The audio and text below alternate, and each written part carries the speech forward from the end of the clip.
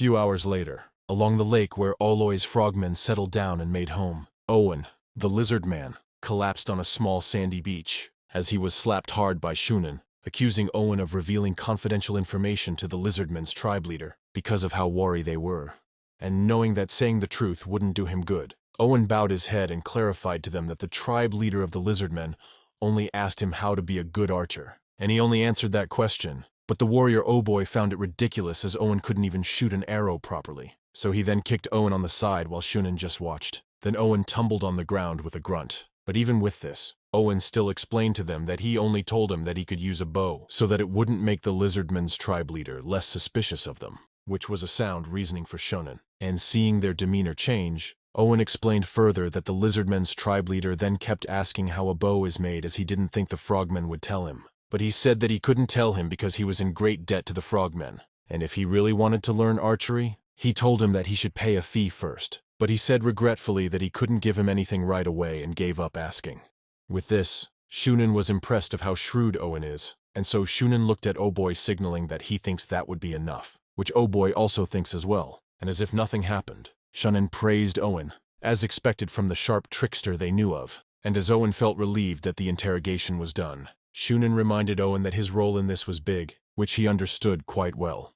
And seeing Shunin was talking with his head turned towards the lake, Owen followed his gaze. There was a small island in the middle of the lake, on which were a few huts obscured by bushes. The frogmen warriors took turns surveilling the area closely. Young lizardmen were trapped inside of the huts, and among them was Owen's child.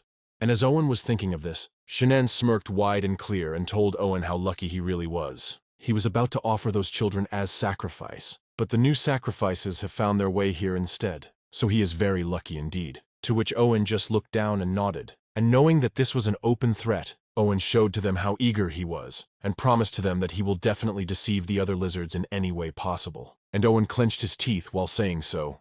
If he had known, he wouldn't have worked so hard to come all the way here. Truth be told, they hadn't started out here. They hadn't come from the wilderness either, but they had been looking for a home as they had been attacked by several forces in the south. It was then Oloy's frogmen took the exhausted lizardmen in and warmly welcomed them. Outside of their different skin color, they welcomed them even though they were of another species. But of course it was all trickery. The frogmen invested time to grant them favors and kindly accepted the grayish-brown lizardmen into their tribe. The lizardmen began to live a somewhat pleasant life alongside and under the influence of the frogmen. Then came the day the two tribes decided to hold a brotherly ritual, and everything changed. The grayish-brown lizardmen went kayaking with the frogmen warriors to enjoy a banquet held in the middle of the island. The lizardmen suspected nothing and had gotten completely drunk on the alcohol Oloy gave them. But the moment they passed out, they were all captured by the frogmen warriors. And the frogmen tribe currently had 1,500 frogmen, and 200 grayish-brown lizardmen were enslaved by them. Aside from the difference in numbers, the lizardmen children and their caregivers were all held hostage on the island, so the other lizardmen never tried to make a stand against the frogmen. And the most problematic thing was that the frogmen had a god, and that god demanded living sacrifices. The god didn't want the sacrifice to be animals, but instead wanted people, more specifically, beings that had a conscience and walked on two legs. And so, the tribal chief and warriors of the lizardmen were offered. The other grayish-brown lizardmen could clearly see what was happening on the island from across the lake. The monster chewed on and ate the tribal chief and warriors, one by one, spitting out parts that tasted bad. Even as the lizardmen bore witness to the horrifying sight of their fellow men getting eaten alive, they couldn't do anything out of fear. Owen had also been among the lizardmen watching, and Owen was shrewd, just like Shunin had said. He knew what kind of attitude he had to have in order to survive and protect his family. Owen knew that it would be more advantageous to approach the son Shunin instead of the old and large Oloy. Owen wasn't a warrior, but he would have been regarded as the wise one among his tribe, and he learned to be obedient at the present time. But still, reality hadn't changed. The two-headed fiend liked soft flesh. If old lizardmen were sacrificed, it would only kill them, and then it would demand the next sacrifice to be offered right away. Sometimes it would even secretly go after and swallow frogmen, saying that the lizardmen's flesh was too thick. And on those days, the frogmen would hit the lizardmen and hurriedly sacrifice the children. So the reality is, the two-headed fiend rules over the frogmen, and the frogmen rule over them. This won't change. And in Owen's opinion, things couldn't be changed if they weren't meant to be changed. The number of grayish-brown lizardmen had been rapidly decreasing ever since they were subjugated by the frogmen. They were either sacrificed or beaten to death, and if some managed to run away, The same number of lizardmen would then be sacrificed. It was inevitable that Owen's child would be claimed someday. But the opportunity has come. It was worth enduring everything until now. Even though the size of the new lizardman tribe was still unknown, their population didn't seem small, though he doesn't think they have enough to fight against the frogmen. According to the frogmen warriors, there were about 600 lizardmen. Owen had considered inciting a fight between the frogmen and the lizardmen, but he thought the 600 lizardmen would just be outnumbered, and it would be impossible for them to defeat the two-headed fiend.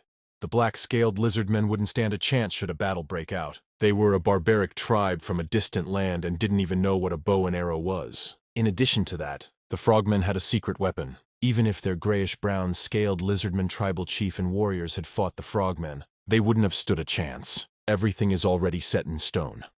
So the only possibility that Owen could really hold on to was to let the black-scaled lizard to be sacrificed first, as they can live a lot longer time if that happens. He doesn't care about others, or even his own survivability. All he wanted was that his son lives a little longer. And a few days had passed on the side of RECAPS tribe. It had been several days since their first encounter with the frogmen. Since then, RECAPS clan and the frogmen had met 3 more times, and RECAPS clan was able to exchange quite a few items that they liked. And when the 4th meeting arrived, RECAPS clan had offered the frogmen a buffalo, which made Shunin happy to see a magnificent beast. And it's alive at that. And seeing Shunin's reaction, RECAPS again stated to him that this should be enough for the bow. But Shunin was hesitant about this. He knew they couldn't afford to give their weapons to the other tribe with just a few buffalo. But even before Shunin could respond, just like what Shunin had done, Owen stepped up to broke the tension off and suggested that before they could trade weapons, why don't they first get to know each other first? Plus, they do not know anything about the Black Scale tribe yet, so they would like to visit their village. Then they might be able to gift them a bow. And the bow was in fact a secondary issue to RECAPS. While it would definitely become a useful tool if they learned how to use it, the large frogman tribe was the main problem. Even though the 2 tribes had gotten quite close, the frogmen had never shown them their village. Their reason was that RECAPS clan hadn't welcomed the frogmen into their village either. However, in RECAPS' opinion, he thought that because the frogmen tribe was larger, they should be the ones to show their village first. With this in mind, he refused the offer that Shunin had gave.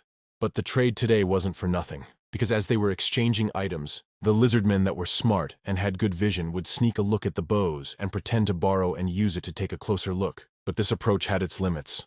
And so even with this, the arrow that they shot with their replica of a bow just flies about half as far as they shoot. It was not even close. This was the limit for imitated objects. Even though they tried to imitate it perfectly, they can't seem to figure out what exact material was used to make the bowstring. It seemed like the tendons of a creature were torn and weaved back together when they saw it last time. And they only used 1 buffalo for practice. It'll be better if they kill and use a few more buffaloes. But the problem was that they can't. They used too many for the exchanges. So it seemed like there's nothing more they can do. This is the limit for now. And if they happen to use the tendons of a cockatrice, it would be too difficult for them to also get a hold of some. And the 5th meeting was underway. But they weren't thinking of bringing with them any buffaloes this time, but a piece of the large monster's shell. They realized that this piece of shell could only be damaged by RECAPS when God assumed control over his body. Not even iron or other tools could leave a single scratch. This mysterious shell was valuable on its own. But apart from that, it could be used to boast that they had killed such a monster. They might not believe it, but they'll likely become cautious at the least. And this was necessary since all of those frogmen acted the same as Owen. So there's no mistake that they're trying to play a dirty trick. The problem is they don't know how they're going to play it. But even though exchanges with the frogmen were underway, RECAPS always made sure to stay alert. It wasn't easy for the frogmen to scout around RECAPS clan, and he knows too well that they must make some progress today. So he asked Jael if she checked if their people have collected a lot of the medicine that apparently treats itchiness well, to which she confirmed. And it was apparently easy, as the herbalist knew of a place where the medicinal herb abundantly grew. This was such a good news for RECAPS, as he heard. The frogman tribe was currently suffering from an itching illness, but fortunately, no one in RECAPS clan had contracted it. This might also be by the grace of the nameless beetle god. But even with this, RECAPS was wishing that guy named Owen to be their key, which Jael overheard, so she suggested to give that Owen guy a chance. This made RECAPS think for a while, but a suggestion coming from his wife was a big deal, so he considered it. Meanwhile, back on the frogman's village, Owen was being choked by Oh Boy as his plans didn't work out this time either. But seeing that Owen's face is already turning blue, Shunin told to stop, otherwise he might actually die. But Oh Boy just continued as he was still dissatisfied with Owen, and seeing that he won't stop anytime soon. Owen gathered every oxygen that he could get to clarify things to them. He didn't mean to fail again, but these lizardmen with black scales and water buffalo skulls on their heads seem especially vigilant. In response, Oboy insultingly asks Owen if he is saying these new lizards are different from they were, who were completely ignorant and just accepted everything, which Owen tried his best to reply with a smile, and just agreed with him. But with the cowardly attitude that Owen displayed, Oboy felt disgusted with him. He didn't even want Owen to be at close proximity with him any longer, and so he throw Owen to the ground and just leave Owen to Shunin. After Oboy was nowhere to be seen, Shunin told Owen that it would be better for him to hurry, obtain as much information from them as he can, and if possible, he must try his best to invite him and his warriors to their village without raising any suspicions. This was a surprise to Owen, and the way Shunin had said it seemed to imply that something was wrong going on behind the scene, so he immediately asks Shunin what it was. But it seems that Shunin was hesitating whether to tell Owen or not. Still, Owen could only wait for Shunin's reply in the most subservient manner. Luckily, Oboy wasn't here to stop Shunin from telling him, and Shunin decided that it would be okay for him to know. With this, Shunin revealed that his father, the tribal chief, wishes to hurry and carry out the living sacrifice. This was indeed a shocking news to Owen, since there was still quite some time until the sacrifice should be held. This was because they had hurriedly done so not long ago, and the ritual was held to get revelations from the two-headed fiend about RECAPS' clan, but nothing much came out of it compared to the value of the sacrifices. So he can't understand why they want to hold another ritual. So Owen just patiently waited for Shunin to reveal more, and probably this information only shared among frogmen, so he must listen carefully. And just as he wanted, Shunin revealed to him that the disease is getting worse for the elders, his father included. This only confused Owen, as the only disease think of was the itching illness, which he believes it wasn't particularly life-threatening. But to his surprise, Shunin revealed to him that it was indeed a much dangerous disease. A priest died of this itching illness yesterday. They didn't tell them lizardmen, but once they get the itching illness, a sticky white layer of mucus begins to cover their skin, and that area becomes itchy. No matter how hard one tries to wipe it away, the mucus doesn't disappear, but continuously expands. It becomes hard to breathe once an infected was covered with the mucus for a certain period of time, and eventually, they die. Owen listened with no facial expressions, and because of how smart he was, he knew that Shunin is testing him. This is the first time he is hearing that this itching illness is a deadly disease. But this also explains why some of the frogmen haven't been showing themselves lately. Everything makes sense now. Some of them are probably already dead, and he knows all too well that he couldn't appear glad or surprised. And therefore, Owen put on a sad expression, and stated that he should also be careful so word of this doesn't spread, because some healthy and energetic lizard men may make fun of the frogmen. To which Shunin just casually responded, "That's obvious." But he admitted that they won't be able to hide the fact forever.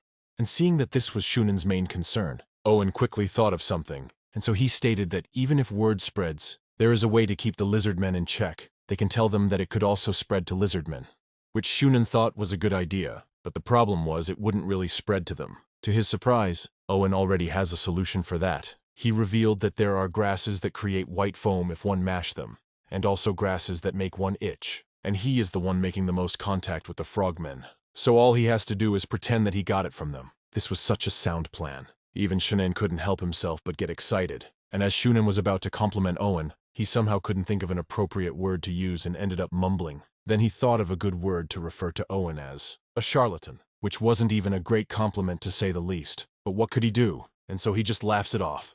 But as Owen thought he had overcome a hurdle, Shunin went closer to him and whispered that his father's itching illness is becoming worse. He is a strong man, so he is holding against the disease longer than anyone else, but he is slowly losing energy. He wishes to be treated by offering a sacrifice to the two-headed fiend. Different from last time. They need a large-scale living sacrifice. They will need quite a lot this time. He is not quite sure how much, but they might sacrifice as much as possible until it works. And his father was a bit sad that there were quite a bit of children in the huts in the middle of the island, and that they weren't being used as sacrifices. And it seemed that Shunin didn't think too much about the lives of the lizard men that were going to be abandoned anyway. However, Owen got shivers down his spine. He can't get the fact that these frogmen was planning to sacrifice them until it works. So he cursed at that damn two-headed fiend, as it was incompetent at doing anything. It's just a giant man-eating, commotion-making and threatening monster, just like how they are slaves to this freaking frogs. They are slaves to that monster. If it could cure the disease, it wouldn't have let them get it in the first place. However, Owen did not express these thoughts, and just stayed silent. But surprisingly, as his blood boils inside, Shunin promised that if he just lured out the black-scale lizardmen, He will unconditionally exclude his children from being sacrificed. And just with these few words, Owen's rage instantly dissipate. He even thanked Shunin for this, and promised that he will do his best. However, before Shunin could leave, Owen requested to at least reconsider trading a few bows for the negotiations. This irritated Shunin, but before he could respond, Owen explained that he saw the lizardmen's tribe leader get anxious like a child every time they showed him the bows, so he think it is the right time for them to give them what they want in order to get what they need. With this, Shunin was convinced, and now he believed that one bow isn't too great of a sacrifice if that means they can enslave them all, and the bow would eventually return to their possession anyway.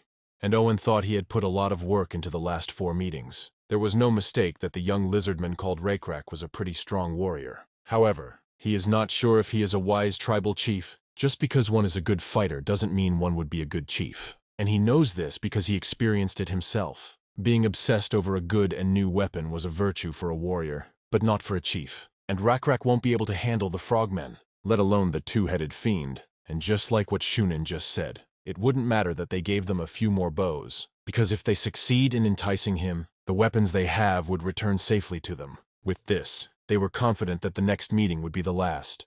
The next day, the 5th meeting had started, and the lizardmen warriors and frogmen warriors were getting familiar with each other's faces, so the 5th meeting wasn't going too bad. Those who brought new goods to barter began to talk to each other and bargain. However, Owen the trickster knew there was not much information to get out of those lizardmen. He doesn't know how RECAPS the chief is keeping them quiet, but they don't say anything other than talking about trading goods. This guy named RECAPS is totally different. Even the exchange with RECAPS was much better than Owen had expected, so Owen wondered how RECAPS had been holding it in until now. But the tribal chief now pleaded for at least 1 bow in exchange for the abundant medicinal herbs they had collected. But Shunin didn't approve of it so easily. Even if he had approved to trade some bows yesterday, he was trying to get more out of RECAPS. And so he explained that he couldn't do just that for the time being, as they need a certain level of faith before trading weapons. But RECAPS already anticipated this, and so instead of just letting these frogmen walk all over them, he used this opportunity to get what he wanted. Basically, RECAPS suggested for the sake of the faith of both tribes, he has a request to make, and that is he would like a separate conversation with Owen, which Shunin approved while Oboy opposed the suggestion, but Oboy eventually caved given the attitude RECAPS had displayed. And just as RECAPS and Owen finally got to be alone, RECAPS asks Owen what he wanted, but Owen didn't recognize the change in RECAPS' attitude right away. All Owen thought was that the time had come to say what he had prepared, so he stated that he wanted trust. And just as RECAPS began to wonder what he meant, Owen began to lie. He stated that before them, grayish-brown scaled lizardmen combined tribes with the frogmen. They held a brotherly ritual. Before that ritual was performed, they hung out and shared good things with each other, and also spent time getting to know each other. So he would like it if he tells them more about their tribe, and he too will provide him with as much information about the frogmen as possible. And RECAPS seemed to ponder for a moment on what to say, but he then noticed something on top of Owen's head and quietly laughed. Owen turned around to see what was going on, and saw a blue butterfly flapping its wings behind him, which made him wonder why there was a butterfly in this time of year. It isn't too warm yet, and there haven't been this kind of butterflies around here in the first place, so that's a bit strange. But after seeing the blue butterfly, RECAPS knew exactly what to do, and so he puts all his trust on his god's decision and confidently tell Owen everything about him and his tribe. This was such a great find that they couldn't even help themselves from stop smiling. However, Owen didn't smile, and just remained silent, and Shunin never thought RECAPS would come to trust them this much. A lot of it is thanks to Owen, so to reward him, he asked Owen what it is he wanted, which made Owen gulped, as this was the opportunity he had been looking forward to. But he remained humble and polite as to not accidentally provoke these frogmen. He stated that he can only ask what Shunin had promised him earlier, but as expected, Shunin couldn't even remember what it was, and Owen wanted to strike the frogman in front of him for his bad memory, but held himself back, and just helped Shunin remember, stating that if he succeeded in doing something big, he said he would allow his child to come out of the island and live with him. Shunin nodded, but Oboy opposed it up front. Luckily, Shunin had a backbone to say otherwise, and he was confident that he can convince his father. He always thought it was necessary to show them lizardmen that if they obey the frogmen well, no, not only obey, but if they serve them well, there will be times where good things can happen. And even if him and his son's life was set to be difficult in the future, Owen couldn't help himself but be thankful of what Shunin had done. A few moments later, Owen was at the same spot again, overlooking at the little island where his son was captive. But now, Owen's heart was full as he felt that his long-cherished dream had finally come true. He will now be able to live with his child. That's all he ever wished for. However, somewhere in his mind he was hesitant. This was all RECAPS' fault. That tribal leader should have been more suspicious and more cautious. But even if he curses RECAPS for being foolish, he can't help but remember the writings that RECAPS had shown him, and the conversations they had about the different characters. RECAPS wrote down characters that he himself and a lot of the other lizard men in his clan had created and shared with each other. Then he explained the meanings to Owen. These primitive characters were very simple, and there weren't that many. Owen was smart enough to quickly memorize all of them. They're not just simple scribbles or hunting marks. He can combine them to express a different meaning, just like talking. RECAPS then asked Owen, who was quietly listening to the explanations, if he is having fun with this. To which he responded that it is fun, but he doesn't know if it's useful though. And RECAPS immediately corrected him that it's definitely useful. They call these things writings, and he has to know their meanings to understand what is being written, which Owen initially thought was ridiculous since RECAPS was only stating the obvious. But even before he could finish his response, Owen trailed off, realizing what RECAPS' words meant. He's saying that he, who just learned them, and RECAPS himself know what the characters mean, but the other frogmen wouldn't know. And with this, he wondered why RECAPS wanted to tell him this, and not the frogmen. And it seemed as if RECAPS had read his mind. He answered Owen reassuringly that it's because of trust. The things they talked about earlier, the conversation they had about building trust, it wasn't between them, but between him, representing the Lizardman tribe, and Owloy representing the Frogman tribe. However, the real trust he wanted to have is between the two of them. This caught Owen off guard, and as if he was ashamed of himself, and doesn't think he deserves such thing. Owen tried to laugh it off, and just deflect what RECAPS had said, stating that there is no need for that, as he was just someone in between the frogmen and him. But even before he could continue, RECAPS called out his name and with a serious tone of voice, he told Owen that they have exchanged trust today, but he does not trust the frogmen. He doesn't believe anything he said about them. He actually believes that there is a lot more to the story that he just said. In response, Owen asked if what everything that they talked about today a lie, to which RECAPS immediately denies, and he can swear on everything he have that his name and everything about his clan is all true. And RECAPS said these words with his eyes wide open, and Owen could see from those eyes that this warrior and tribal chief had a strong sense of pride, and that he'd only told the truth. Owen wouldn't have been able to say that about himself though. RECAPS then relaxed his facial expression and told him that the most important thing is the trust between them, because he also has the face of someone who is suffering. Owen unconsciously touched his face. As lizardmen had long snouts, they weren't a species known for their wide range of facial expressions. And seeing Owen's facial expression, RECAPS knew that he was on the mark, and so he continued, letting Owen know that he isn't alone, as they know much about suffering as much as he does. Him and his clan know very well what it's like being pushed aside and kicked out, and he saw that in him, and Owen exclaimed without realizing it. And so he quickly shook his head, and told RECAPS that he was not suffering. But RECAPS made him realize that only those who actually suffer say that, and then there was only silence between the two. To break off the silence, RECAPS lightly spun the wooden stick in his hand, and continued writing on the ground. One is an X symbol meaning not or no, and the other one was closely more like a square root symbol, which means lie or fake. And as RECAPS moved his hand, he noticed that RECAPS wrote the two symbols close together, so he pointed it out to RECAPS. With the way he wrote it, it says, "It's not a lie, thus it is true." This immediately impressed RECAPS as he never even thought about it that way. So he praised Owen for being smart. And because of this, Owen gave RECAPS a few ideas, and RECAPS thought it was a valuable discovery. While Owen found this moment strangely joyful and fun, but he realized his voice was shaking. He hadn't had a moment like this since getting enslaved by the frogmen, where he was so immersed in using his intellectual capabilities. It was the feeling wise individuals would get when they discovered a valuable innovation for their civilization. As Owen was telling his ideas to RECAPS, he vaguely thought to himself that it would be great if time would just stop right now. But that didn't happen. Time stops for no one, and so the time for them to get back to their respected group came. But before they could separate, Owen asked if there were nothing else he wanted to talk about, which RECAPS confidently smiled that there is none. He believes that trust has been shared between them, and he has already seen the signals. This confused Owen, but RECAPS didn't say anything further and simply smiled with his teeth showing. Owen could sense that there was something behind RECAPS' appearance of confidence, but he couldn't tell exactly what that was. But even with this, Owen believes that he won't be able to win against this many frogmen and the two-headed fiend. In Owen's head, he thought that it would be hard for the 30 lizardmen warriors to even make a small scratch on the two-headed fiend's scales. They mentioned they've caught a huge monster before. But that kind of news is nothing to those who see a real monster all the time in their everyday life. So even though RECAPS had brought a big and hard piece of the ancient beetle's shell to the barter, the frogmen just saw little value in it, which disappointed RECAPS, so they didn't go ahead with the exchange.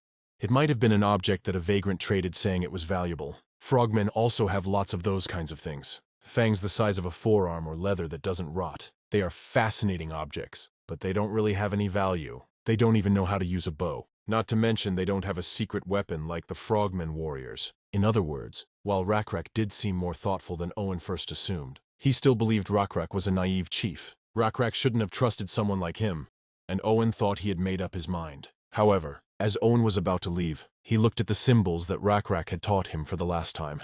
But this only made him wonder why RECAPS put all his trust on him. He is nothing but a charlatan. The next day had arrived. The symbol that Owen wrote was now barely recognizable, but Shunin was in a good mood. As RECAPS and his warriors came to the frogmen's village, he even welcomed them with such an enthusiastic demeanor. And RECAPS responded in kind, thanking them for their warm hospitality, and he hopes to deepen the friendship between their tribes through today's gathering, which Shunin happily agrees. Still, Shunin was concerned that RECAPS might be offended, since he took warriors with him just to greet them. And it's all because Oboy, who refused to lower his suspicions to the end, kept saying that he had to bring 30 warriors with him to greet the lizardmen, which left Shunin a bit dissatisfied. Fortunately, it seemed to Shunin that RECAPS did not suspect a thing, as RECAPS was more concerned that they were the ones who were armed. He even apologizes to Shunin first, and admitted that Shunin made them scared after telling them about the cockatrice, so a few of their warriors insisted that they should be armed, as it would have been a problem should they run into something like it on the way here without their weapons, which Shunin understood. But on the inside, Shunin just laughed at how stupid they looked, as he already told them that a spear like the ones they have wouldn't be enough to do anything to a cockatrice. It was also pointless for the lizardmen to be armed with 3 of 4 spears because the frogmen used bows. The lizardmen would only be able to throw the spears 3 or 4 times, but the frogmen each carried around 10 arrows each. With this, Shunin's impression of RECAPS plummets even more, and now he was more confident that he will get them all drunk in the middle of the banquet hall, and then will shoot poison arrows into their backs. The frogmen hadn't shown the lizardmen that, but they also carried secret weapons around their waists, other than their quivers of arrows. These secret weapons were living poisonous frogs. Neurotoxins were secreted from the backs of these poisonous frogs, and applying some of the poison to an arrow would grant it a strong paralyzing effect. Shunin felt happy at the thought of the big black lizardmen in front of him helplessly collapsing. And as he was thinking of this, RECAPS asked him where's Owen located, to which Shunin answered that he left Owen to prepare the banquet, and he is currently preparing in the middle of the clearing as they could see, and it looks like he's drawing something on the ground, like he's deciding where everyone should sit, so they should take a seat to where Owen was working, while he go check to see if the food being prepared properly, which RECAPS gladly agreed. And so, Shunin left, and RECAPS led his warriors to the banquet, where Owen and 10 frogmen warriors were waiting, and as he got close, Owen greeted them with a smile and told RECAPS that he had marked the places they may sit at, and once him and his warriors take a seat, the banquet to celebrate peace and friendship between their 2 tribes will begin, to which RECAPS nodded. But as he looked at the character Owen had drawn on each seat, he knew exactly what to do, and so as he take his bone helmet, he told Yor to get started. With this, Yor instantly pulled out the spear strapped to his waist, and his actions were so natural and slick that the frogmen surrounding the lizardmen at the banquet didn't even notice what was going on. And so the sharp spear in Yor's hand just flew across the air like a lightning bolt and pierced a frogman warrior's head, surprising every frog within the vicinity, and with the blessing of insects they received, RECAPS' 30 warriors killed 10 frogmen warriors in the span of a breath, and RECAPS remained stone cold, as he had already been prepared to fight the frogmen after their first encounter, where he had noticed a certain look on Owen's face, the face of suffering, and RECAPS wasn't the only one who had noticed. Some had read a face of submission, and others read a face of defeat. These weren't things that could be concealed through acting just because one wished to hide it.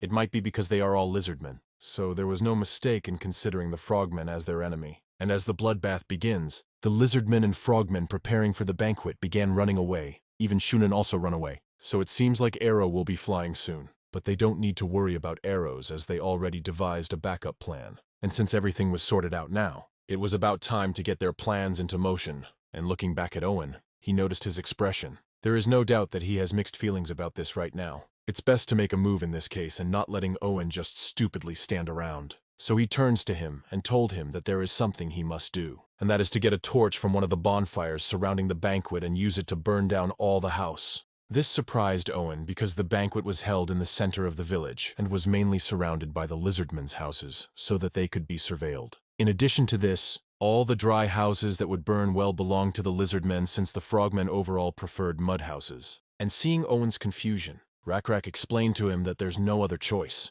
If the frogmen shoot arrows at them from far away, it'll be good to obstruct their view. The dry houses will create smoke once caught on fire, and that will act as another signal. Still, Owen was a bit hesitant, so RECAPS shouts some sense to him, asking him to hurry up and persuade the lizardmen if necessary. Tell them that the black lizardmen will save them from the frogmen. And as he continued to think twice, an arrow came flying, but RECAPS didn't even use his hands, but instead hit it away with his tail. With this, Owen sees how dire their situation was, and so he went to action and do what RECAPS told him to do. Owen picked up a large firewood that was burning in the pit and ran. Once he checked that the first house was empty, he set it on fire. Right then, a group came pouring into the alley. Startled, Owen first thought they were frogmen warriors, but then he realized they were the same lizardmen as he was. They were all familiar faces he knew. They then asked Owen, "What's he doing?" But it was obvious already. He felt that there is no need for explanation, so he just asked them instead, to which they explained that Boy said to kill the black lizardmen, so they were on their way to the banquet. But even though they say that, the lean, skinny, and pitiful lizardmen were holding wooden clubs that couldn't even be used as weapons. With this, Owen told them that he is going to burn the houses down, which confused the others, and so they asked if this was Mr. Shunen's orders, to which Owen clarified that it isn't, as it was the black-scaled lizardmen over there who asked him to do so. This shocked the lizard, but even before they could call him crazy, Owen told them to trust him and the other lizards, as they promised that they will destroy the frogmen. But just like Owen, they believe that it won't be possible. No one can kill the two-headed fiend. Above all, how can they trust a trickster like him? But Owen just casually responded that it's exactly why they have to believe in him more, because he, the trickster, was risking everything, and it would be worth it for them to do the same. With this, the other lizards fell into silence, but they knew exactly what to do. And so, the tips of the lizardmen's wooden clubs was now on fire, and in no time, the frogmen village was in flames. Meanwhile, Shunen was visibly pissed at what just happened at the banquet, and so he had gathered the other frogmen who was stationed near the banquet, and had now dipped their arrowheads with poison. Still, he couldn't help himself but wonder what Owen did to change the lizardman's mind in an instant. But thinking of this now wouldn't get him anywhere. It seems like he just has to ask Owen personally, and so he turned to his warrior and asked if he had conveyed the order, which the warrior confirmed, and that he already summoned all the warriors in the village to attack the black-scaled lizardmen. And the lizardman in the village was already told to hold the other lizards until the warriors arrived. With this, Shunen felt there was no need for them to idle further, and so he commands everyone to reduce the enemy numbers until reinforcements arrived. And with a whoosh, the arrows flew in union, and Shunen felt this was enough, since their arrows were already dipped in poison. Even if they just brush against it, the enemy will die in pain. But little did he know, the lizards they thought were foolish was already prepared for such an attack, as they had brought with them the scales of the defeated abomination and used it as a shield. But what's surprising even more was that the shield was so sturdy, and the arrows, which the frogmen had prided themselves on, were just rendered ineffective, bouncing off upon contact with the robust scale shields. This unexpected turn of events left all the frogmen utterly dumbfounded and at a loss for words. And this was all thanks to Ur, who suggested such a protective equipment. Still, the frogmen were prideful. They couldn't just accept the fact that they were just outmaneuvered by what they considered primitive enemies, and so Shunen commands the others to just keep shooting. However, even before they could take out another arrow from their quiver, Shunen noticed smoke filling the air, causing him to look around in alarm, and to his surprise it's already everywhere, and the smoke was so thick that it obscured their view of the lizards, significantly reducing the accuracy of their bow attacks. This led him to wonder where the smoke was coming from, and so he investigated his surroundings, but he was only met by surprise, as he realized that the lizardmen in the village had betrayed them, and all of this must be Owen's doing. And Shunen isn't a fool either. He clearly see that they were at a disadvantage, so he decided to back off for now. But the others were hesitant, so Shunen talked some sense into them. But to his surprise, they were more foolish than he initially thought. They don't want to retreat as they just want to avenge their fallen comrades. But they were just met with the glaring eyes of Shunen, and just with this, they realized that if the successor to the tribe leader were to be in danger, everything is over for the tribe. And so they followed Shunen's orders. But as they prepared to leave, one of Aloy's henchmen asked if they are joining the warrior Boy. But Shunen had no such intention. It is not that he doubts Boy's abilities, but rather, there is just a more reliable and efficient way to get rid of their enemies. and that revolved around something hidden beneath the middle of the lake. And as this happened, on the other side of the village, the frogman warrior Oboy, who was Aloy's henchman and Shunen's friend, was very confused. The village was on fire, and he heard nothing from the warriors at the banquet. And since he was a great warrior, he analyzed and estimated the numbers of the warriors who are still available. 10 at the banquet, 5 sent to see if there's something going on. But it's probably fair to say they're dead. Shunen has another 15 warriors, and he has 10. With this, Oboy sent an errand boy to go tell the 15 warriors at the high-rank village, and the 4 or 5 warriors guarding the island to hurry and get to the lower-rank village. And Oboy was currently on the outskirts of the village next to the lake.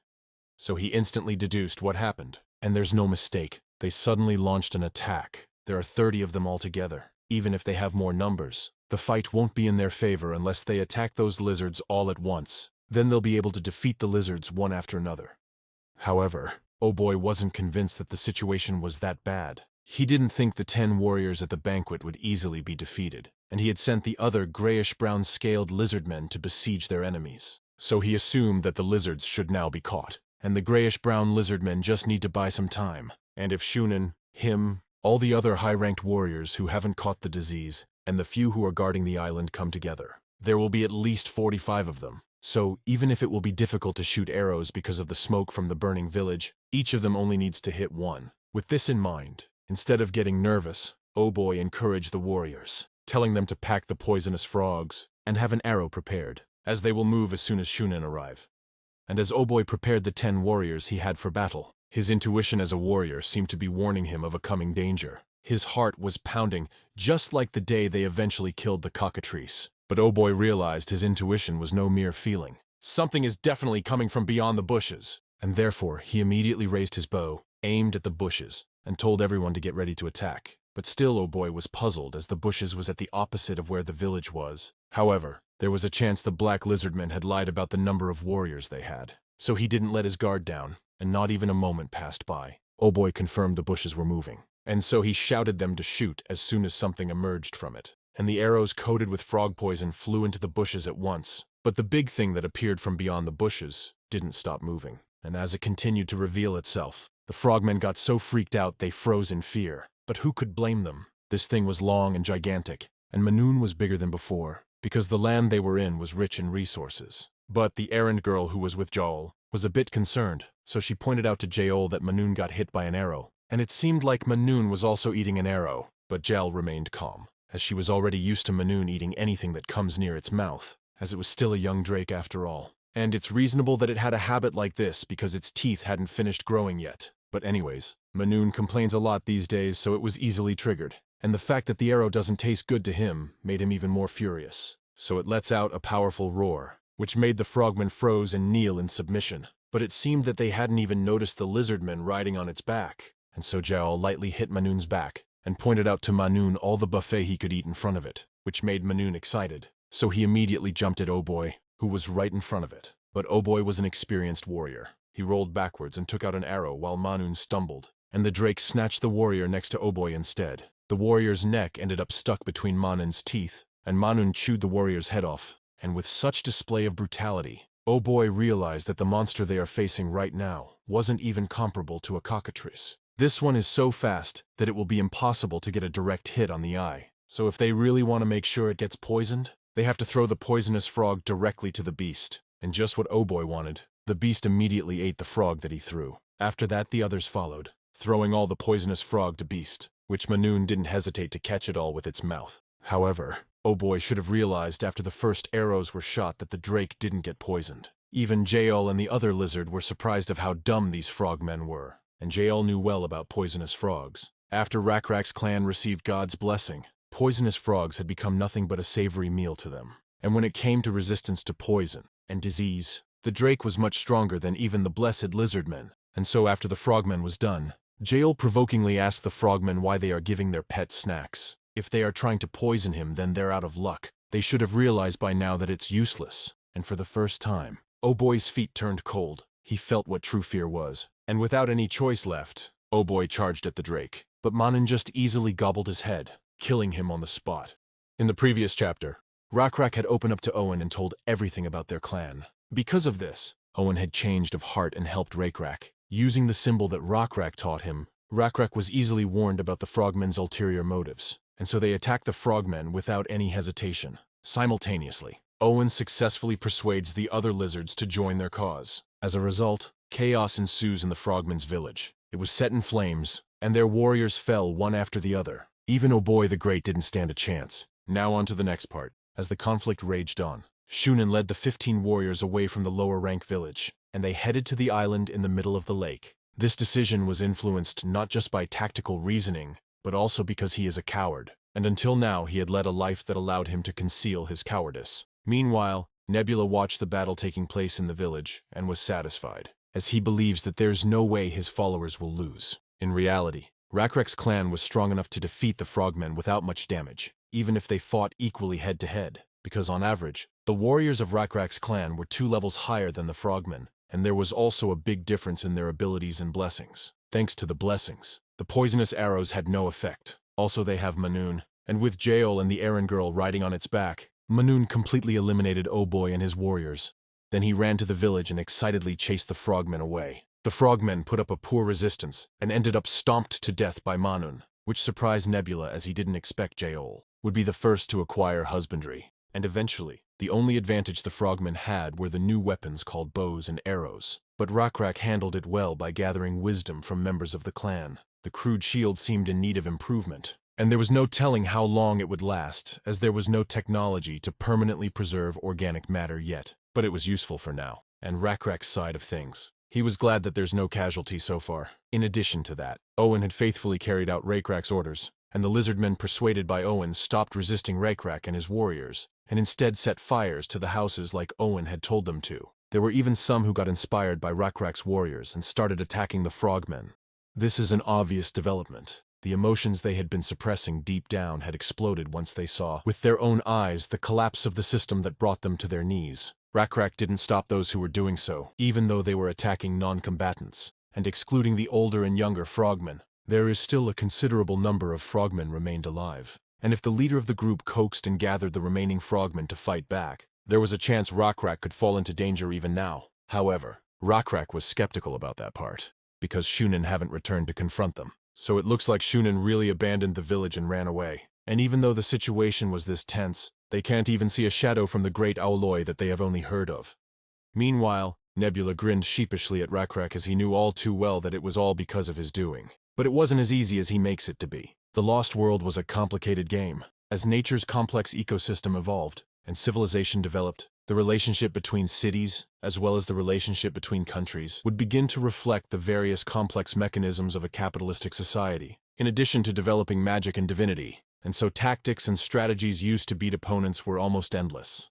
But this wasn't a problem to Nebula, as he was good at following the meta, which was becoming the trend, but he also had what it took to create strategies to destroy meta. This was because following the trend wasn't enough to maintain a high winning score, and among one of the countless strategies Nebula created, there was one that used a disease. This might be one of the most powerful weapons throughout this game. A disease worked effectively at any era, and it was powerful with lower-level civilizations since treatment would be difficult. And even if the level of civilization was high, the rate of contagion would be too fast. Nevertheless, it was a weapon that would burden the player using it, as diseases are complicated, and they don't pick and choose who gets infected. If one wasn't sure if they could properly control the disease, it would rather be a dumb move to use it. But of course, Nebula was confident. And Nebula only had one disease in mind anyways, and if he was able to find it, that would be enough. And it was only a matter of time for Nebula to find the disease he wanted, using the many swarms of insects he had. And even though the maps of the Lost World were randomly generated, he was well aware of the overall shape of the continents, the variety of special terrains, the distribution of living things, and more importantly, he knew that the diseases wouldn't be distributed too far from specific locations. And so, around the time when RECAPS decided to leave the sacred land, 100 kilometers away from them, Nebula discovered the disease. It applies to amphibian mucous membranes. It is highly contagious, slow onset, and fatal. All diseases have variants, but this disease had all the attributes Nebula wanted. And the most important thing is the fact that mycelium diseases only apply to amphibian mucosa. A virus would be a different story. This particular disease wouldn't have any effect on other species, even if it did develop variants. It was only fatal to amphibians because of the fact that amphibians breathe through their skin. but the disease was found at a location about 100 kilometers away from the Frogmen village. A god would need to reach a certain level of divinity to have the choice to move a disease elsewhere, and Nebula had not yet met the requirement. However, there was no need for him to do so, because Nebula already had countless beings that could run his errands for him. There were beetles that could fly for long periods of time, and right now, the mycelium did get transferred to the beetles' bodies. But it was hard for the antigens to securely stay on the bodies due to the smooth surfaces. And then the beetles began to fly. As one of the beetles' life cycle came to an end and died, Nebula created a dragonfly which could fly longer. And this dragonfly bit the legs of the dead beetle with mycelium on it and flew with the other beetles. The number of beetles did decrease as some of them became exhausted. Some got eaten by birds, and some flew into trees. But a small number of mycelium hosts eventually made it to the Frogman village, and Nebula infected Oloy first. This took place at about the time RECAPS discovered the orcs in a place not too far away. And with that explained, a few moments had passed. Shunin got to the island. He realized there were a few frogmen that got there before him, and at the center of it was his father. Old Oloy had a solid build, but his whole body was covered in a layer of white mucus, which painted a macabre scene. And he who couldn't breathe well was shaking. And in front of them was few young lizards tied up with a rope. And there was no doubt what Oloy's intentions were. And as the preparations were complete, Oloy called out to his god and offered the lizards to him, and prayed that he takes care of those lizards who are wreaking havoc in their village. And as they do this, a large shadow beneath the lake was now visible from afar. Meanwhile, on the lizardmen's side, the frogmen's lower-rank village was almost done with. No more frogmen challenged the lizardmen. The soil of the village had turned red from all the blood the frogmen shed, and RECAPS felt a sense of exultation at the smell of wood burning and the pools of blood. Suddenly, Owen came running to RECAPS in such a hurry as if he was being chased. He was even at a loss of breath because of how far he ran without stopping. But RECAPS doesn't have a single clue why he did that. Maybe he was just excited or something. So after he praised him for a job well done, he asked Owen, what's the reason why he was running to him so urgently? Which Owen exclaimed that they need to go to the island in the middle of the lake right this instant. But this just confused RECAPS, and even though he knew that the frogmen at least had 2 more villages, he wasn't particularly in a hurry. They just had to keep up what they were doing now, and they would achieve victory. Moreover, the lizardmen weren't hurt, let alone tired after their first win. They could go around the lake to destroy the other village at the crack of dawn. So he doesn't understand why Owen wanted to go to that little island, and so he asks if there is something on that island. To which Owen immediately replied that there are several young lizardmen at that, and now they are going to sacrifice them as an offering to their god. And if they offer a sacrifice, their god will come and do them small favors. It won't be able to help cure the disease they have, but it'll likely attack them and his warriors. And Owen hoped his words would convey to RECAPS his feelings, but RECAPS just sighed and told Owen that he should have told him that earlier. This shocked Owen, but before he could utter a response, RECAPS explained to him why he couldn't do what he suggested, and that is because his warriors chased after the frogmen just now and were searching the shores. But most of the frogmen took boats or were too good at swimming, so they couldn't catch up and follow them, and he thought they would just go to the upper village, so he didn't order his warriors to secure any boats. And therefore, they can't go to the island. But because Owen was driven by desperation, he proposed that they should swim. But he was just met with the glaring eyes of RECAPS because of how utterly ridiculous his suggestion was. And seeing that Owen's judgment was clouded by panic, RECAPS explained to him bit by bit why it is dangerous to swim to the island. And that is because the enemy have arrows and bows, making them vulnerable targets the moment they headed towards the island. Additionally, their swimming skills were not as proficient as their adversaries, and their ability to breathe efficiently in water was limited. This combination of factors increased the risk of them being attacked and overwhelmed in the water before they could even reach the island. But even with this, Owen couldn't grasp the reality he was now in. He was in denial, because his son is one of those to be sacrificed. So in a state of desperation, he pleaded to RECAPS once more. However, Owen's plea only ignited RECAPS' anger, and in a moment of fury, RECAPS struck Owen in the jaw and shouted at Owen with rage, because he should have told it sooner. He should have trusted him sooner. He is confident that they can beat the god that these crude frogs believe in with their own strength. And if their god appears from the island and attacks them, he will show him that he and his warriors can destroy that thing they call God. RECAPS was angry, but RECAPS' emotions shifted to pity as he gazed down at Owen. Because if Owen had told him sooner, even just a little sooner, he could have saved his son. And Owen didn't think RECAPS had said anything wrong. He agrees with RECAPS. Everything would have changed. If only he knew of Shunin's intentions just a little sooner. If only he trusted RECAPS before the 5th, the 4th, the 3rd time they met. But perhaps everything could have been changed even before he met RECAPS. It's just that he acted too late. And as Owen was in the middle of a mental breakdown, Joel and the other warriors came at the sound of RECAPS shouting, and since RECAPS' shout was so loud they had an idea what was happening, so they looked over to the small island, anticipating the appearance of the creature. And just as they expected, something broke the surface of the water. It was the two-headed fiend, and this sight instantly filled the frogmen with joy. Auloi, with the last of his strength, fervently praised the deity for heeding their prayers. Elated by the presence of multiple offerings for sacrifice, Auloi's excitement was palpable. He implored their god to punish the lizardmen for intruding upon the sacred lake. And amidst this chaotic scene, Owen could only watch from a distance, helpless, just like before. While RECAPS, on the other hand, was considering that maybe it's worth a try to fight the two-headed fiend. But he knew this challenge would be tougher than their previous encounters, as they lacked any topographical advantage and couldn't rely on clever strategies. So he was still hesitant, as they may have to make some sacrifices in order to save those young'uns. But before he could make up his mind, a familiar bluish light suddenly appeared, and turning to its source, it was indeed the blue butterfly from their god. And so, RECAPS called for Owen's attention, and asks if he believes in miracle, which was an odd thing to ask, but as he looked up, he realized that it was indeed a miracle. A godlike creature, just like the two-headed fiend, just appeared before them. However, just moments before these events unfolded, once the two-headed fiend revealed itself, Nebula was delighted, as this was the type of fiend that he was familiar with. And according to the setting of the original game, fiends were one of the ancient evils. If the ancient Coleoptera was like a field raid boss, fiends were AI-controlled monsters that would appear every now and then to rule over tribes. And those tribes were considered more difficult enemies compared to tribes with no god.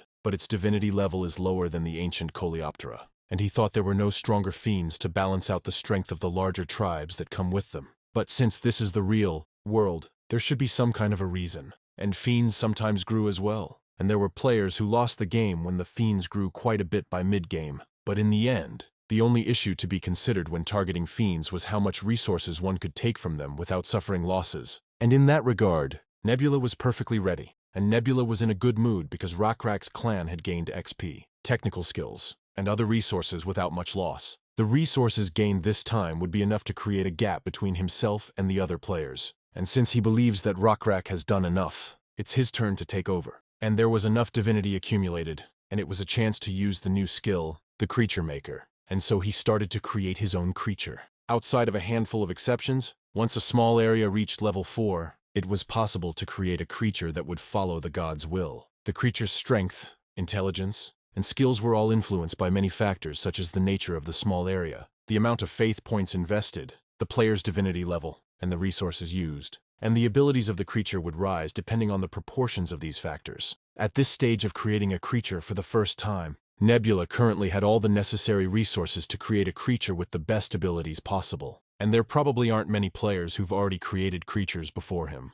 So Nebula was more excited than he should have, and Nebula actually preferred cuter-looking creatures. But he decided not to go with that this time, because even if it's a slight difference, he needs to bet everything on practicality this time. Because when seen in a statistical manner, Nebula knew which outer appearance had the strongest physical capabilities. He added appendages, elytra, and sturdy legs, which would get him some additional abilities, even though not much. For battle, the best form to have was to be standing rather than crawling. Then he added a mandible, sharp forelegs, which could be used as a weapon, antennas to prevent encountering sudden attacks, and big compound eyes which would allow it to see in all directions at once. And with that, he had finished making it, and it looks like a mantis. But it was a completely different organism. It wouldn't be able to fly due to its large size, but it had 2 more pairs of elytra that would allow it to glide in case of a sudden fall, and even more so for protection. Apart from the forelegs that could be used as weapons, it also had a pair of hand-like body parts that could grasp things when needed, or break its opponents. But Nebula was also a man of style, so before he could save its appearance, he decided to add few minor things to fit with his aesthetic,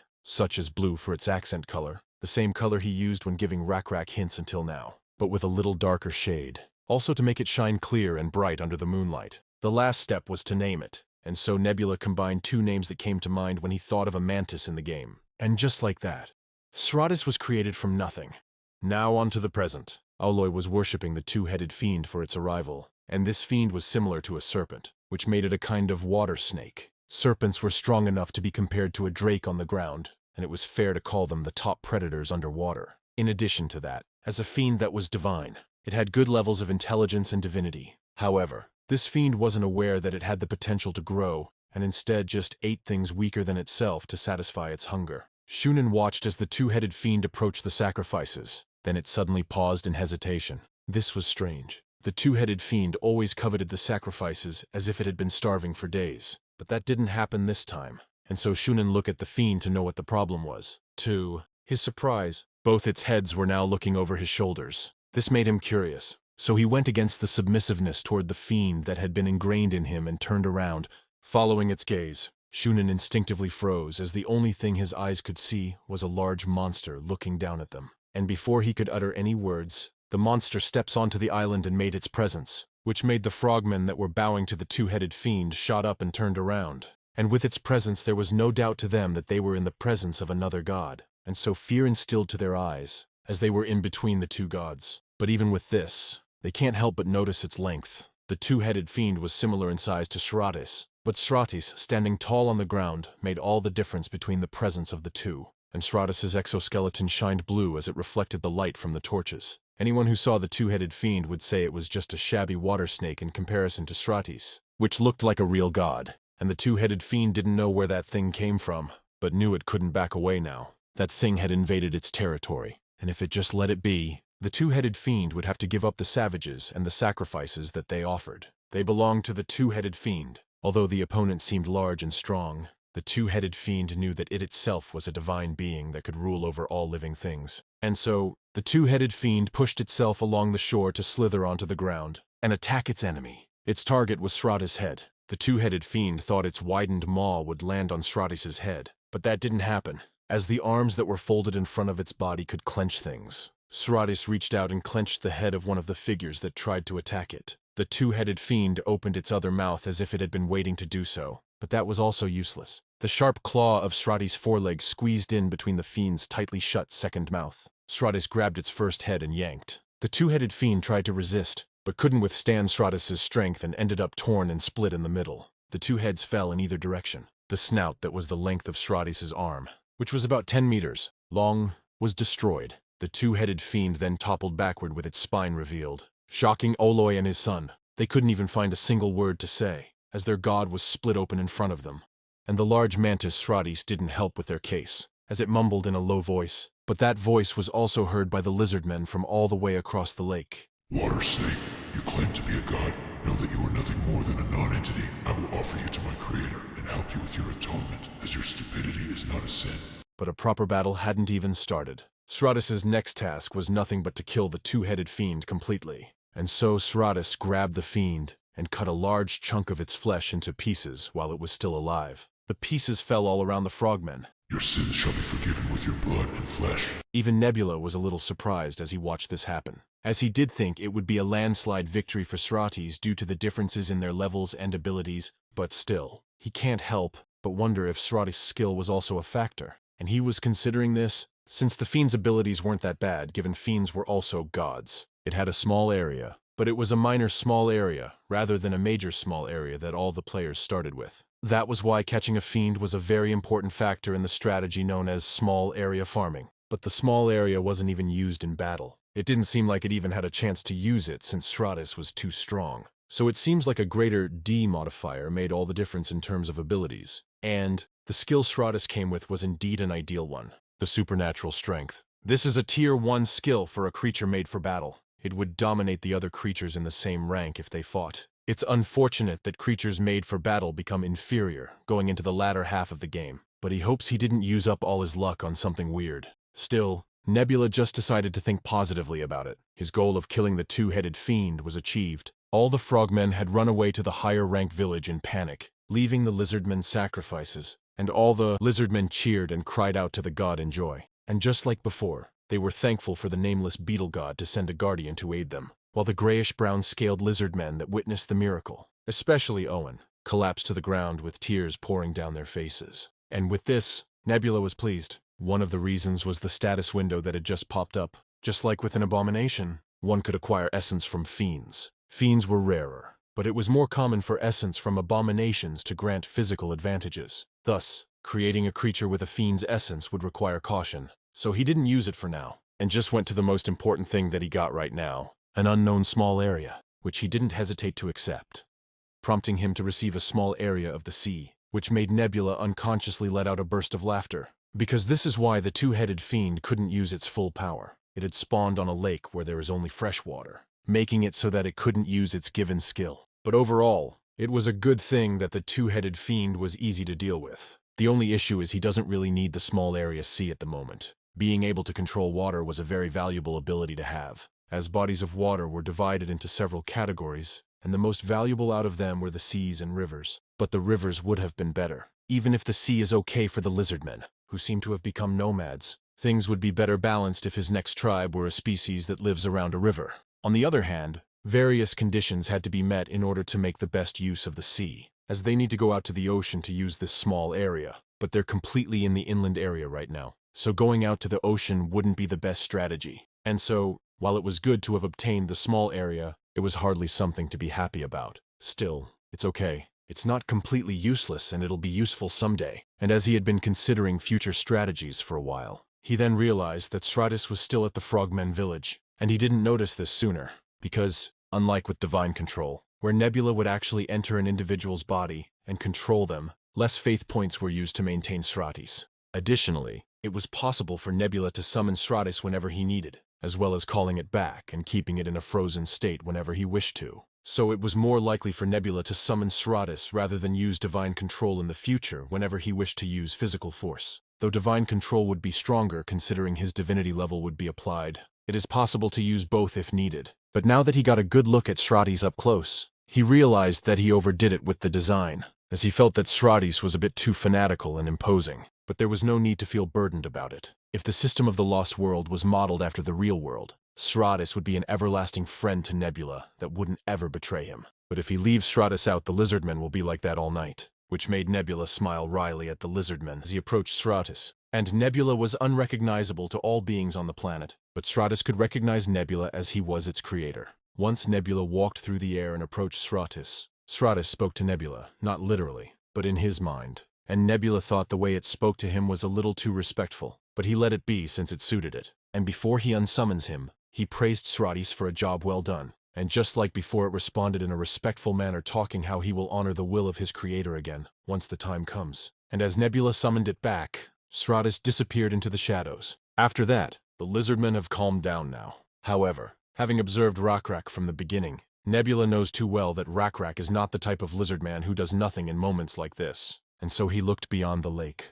And just like what he expected, Rakrak encouraged his warriors after he saw Stratis disappear. He told his people that today, they will achieve a perfect victory, and he has checked that the island is empty, so they will swim there. They just need someone to guide them to the Frogmen's upper village, so he asked if there are any volunteers. At those words, Owen immediately approached Rakrak and volunteered to do it. He needs to get to the island to find his son anyways, so he will be the right man for the job, and Rakrak approved of this. But before they could depart, he noticed the other grayish-brown scaled lizardmen came up to him, and politely asked to allow them to help him as well. But as Rakrak looked down at the lizardman talking to him, he noticed it was an old and injured lizardman. With this, he wasn't convinced to let them do what they pleased, and so he just get real with them and told them that he won't allow him to join, since it was obvious that he couldn't fight properly with that body. But the injured lizard was persistent, and explained to Rakrak that he used to be a warrior. He is not one now, but warriors aren't the only ones who can kill frogmen. It may not be honorable. He can say it's cowardly for them to only do this now because there is a chance. He may also think going after someone who isn't a warrior is crossing the line,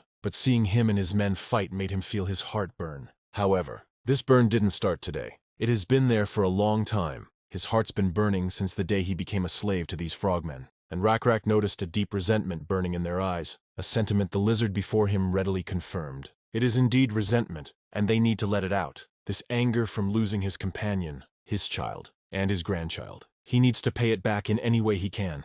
And then Rakrak looked around at the other grayish-brown lizardmen. In his perspective, there weren't many who were holding a proper weapon, and they were all unhealthy, not to mention hurt. And they were all scrawny because they hadn't been allowed to eat properly, and they were covered in many wounds from getting beaten that hadn't healed. It'll be hard for them to fight properly. The frogmen still have troops, and they also have bows and arrows. He doesn't wish for these hurt and exhausted lizardmen to keep getting hurt, or even die. If they fight, at least one of them will definitely meet such fate. It might even be a safer battle for him if only him and his warriors pursue the frogmen. But who is he to stop them? He knew that he has no authority to take away their rights. The right to be angry, and the right to take revenge.